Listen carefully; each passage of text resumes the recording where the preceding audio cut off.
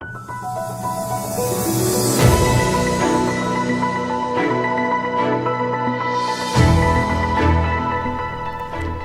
l'accord est respecté, c'est à la fin du mois que 8000 mercenaires syriens actuellement stationnés en Libye devront avoir quitté le pays, ils devront rentrer chez eux. Ceci émane d'un accord qui a été conclu entre les États-Unis et la Turquie, un accord qui est révélé par des sources d'information du Golfe et que l'on peut considérer comme étant fiable.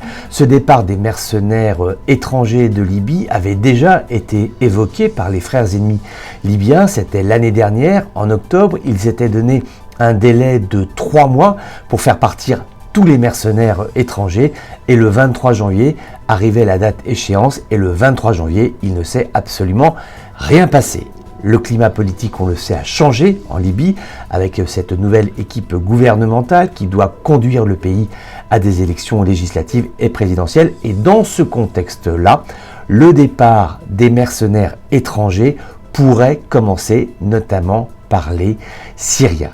Que va-t-il se passer maintenant en face? On sait qu'il y a les Russes, il y a les forces de Wagner qui ont construit la tranchée militaire entre les villes de Sirte et de Jofra. On vient de recevoir des photos géostationnaires des Janjaouides soudanais qui sont stationnés dans la ville de Jofra. Est-ce que ces forces combattantes, qui pour l'instant sont stationnées, elles ne se battent pas, mais elles sont présentes sur le terrain, est-ce qu'ils vont, ces hommes, rentrer chez eux en Russie, au Soudan, ou même, on peut aussi parler du Tchad. Il y a des milices tchadiennes qui sont présentes en Libye. Ce sont autant de questions qui se posent et il est de bonne loi de se les poser à ce jour parce que cela indique une inflexion, une baisse du climat de conflictualité en Libye et cela pourrait démontrer, s'il y a ces départs de mercenaires qui sont véritablement actés, cela pourrait démontrer une baisse de la tension militaire à la faveur d'un processus politique libyen intra-libyen.